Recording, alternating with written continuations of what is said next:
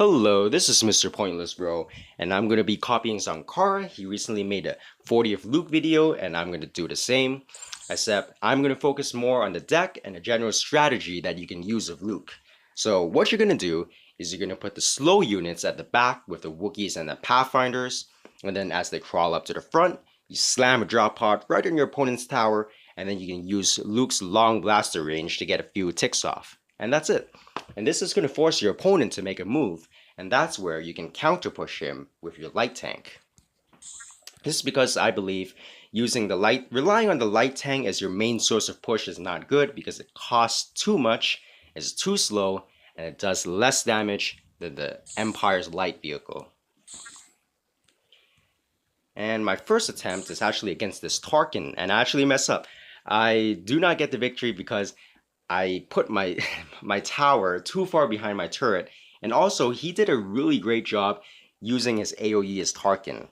So if you're wondering why my deck looks kind of funny, I don't even have the partisan in it, is because I feel like once you get to a higher tier, people like this guy, they're going to be very efficient with their AoE, and they're just going to wipe out your small enemy, your small rebel troops. So there we go. I'm going to go into a Darth Sidious gameplay. And this is a really interesting one.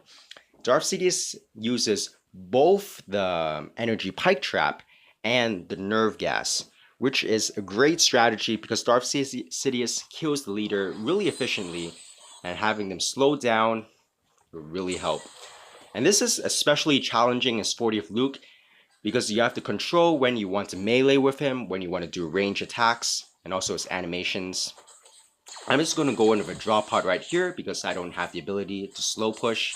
And there we go, he already uses a nerve gas on me, slowing me down and trying to kill me off. I make sure I run away and then make sure he's in my tower range so I can have some good counter push. And I put the Twi'lek troopers in a place that the Sand Trooper could not hit them. So this is a mistake by him, as he just goes and pushes in my tower without leaving any defense behind. See, when I die, I'm going to leave some defense, such as the Wookiee, and that actually eliminates his entire push, so he can't even get a good push off. And this is what allows me to have more turret health than he does. And I'm going to do the same thing again, since I don't have any slow units. Drop pod right on his tower. And this is actually a great move by him. He uses an energy pike trap, and I can't move for the whole duration of our battle here. And so I just die off. All I can do is leave some units behind near my tower, and hopefully I can defend that. So he's able to get off some good damage here. And since he commits way too much on his push on one side, I can go ahead and split push him right on the other side. And as he's dealing with the left side now, I can go ahead and poke the remainders of his right tower down. And I'm going to make it super hard for him to finish off the remainders of my right tower just by blocking off his unique with my Wookiee there. So he actually needs to dash in of Darth Sidious and finish it off with his leader. And same thing, drop pod right on his tower again since I don't have my slow units up yet.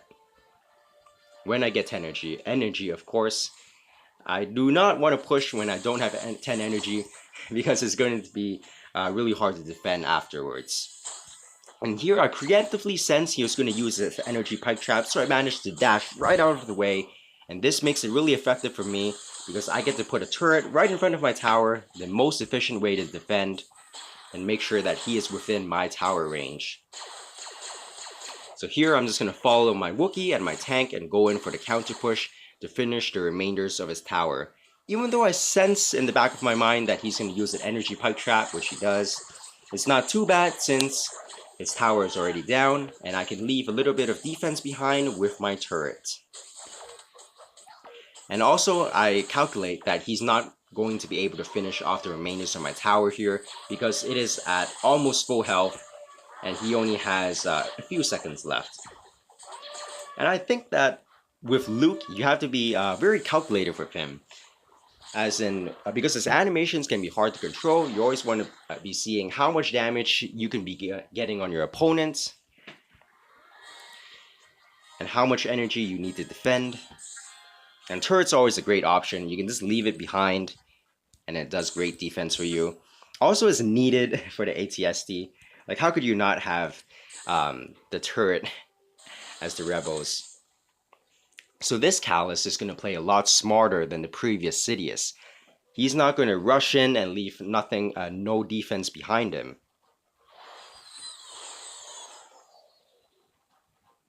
So here, I'm actually getting the opportunity to put some slower units. So I have a choice between putting the Wookiee down or the Pathfinders down. I'm going to go ahead and put the Wookiee down because I can put the Pathfinders behind the Wookiee, and that's going to allow me to do some range damage while the Wookiee tanks. So as this crawls slowly to the front, I am going to put a drop pod down. Nope, I'm not. So what I'm going to do is put this turret down in the middle, so it actually gets off some good damage as the dewback comes in. And I'm going to be putting my tank down to, and notice I timed this tank to put it right in front of my tower, so that my tower is doing work as well as the tank. And I'm going to put a Wookiee in front of the tank so it tanks the damage, so my tank still has some good HP left, and now I get a chance to counter push. And I'm going to go in and just suicide here with Luke, because I sense a little bit of an opportunity just to get a few ticks off on his tower. And every time as I suicide, I'm going to be leaving some units behind so I can defend. And here with the dewback, I like to place it a little bit to the right of the tower so that the dewback gets misdirected. Since he's dead over here, I'm going to be as energy efficient as possible by defending with only 40th Luke himself. And as he rushes, this is a perfect Iron Mine. I'm able to capture both his Bladesman and his Sand Trooper. And since I had a really good energy trait there, I sensed that he was not going to have a lot of energy himself, so now that gives me an opportunity to suicide. And even though I know he doesn't have a lot of energy, I'm still going to put a turret down and defend his mini stormtroopers there. And he's being smart here, since he knows he's not going to be able to do a great push. He backs out. And we're going to start the battle all over again. And as always, when I get 10 energy, I put a slow units at the back, this time being the Pathfinders. And now I'm actually going to put the tank down.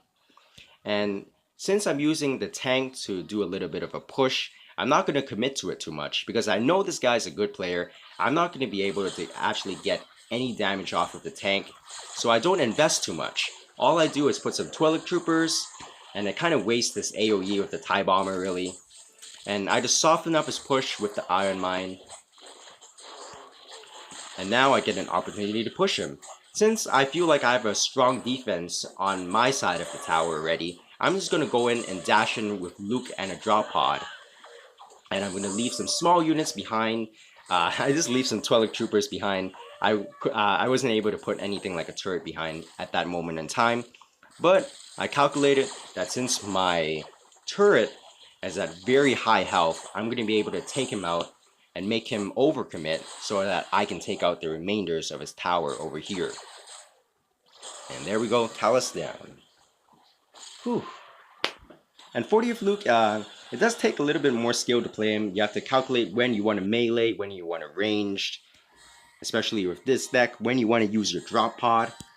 But once you figure it out, it's pretty worth it. This Luke deck is pretty good. It is the unstoppable Luke deck. Peace.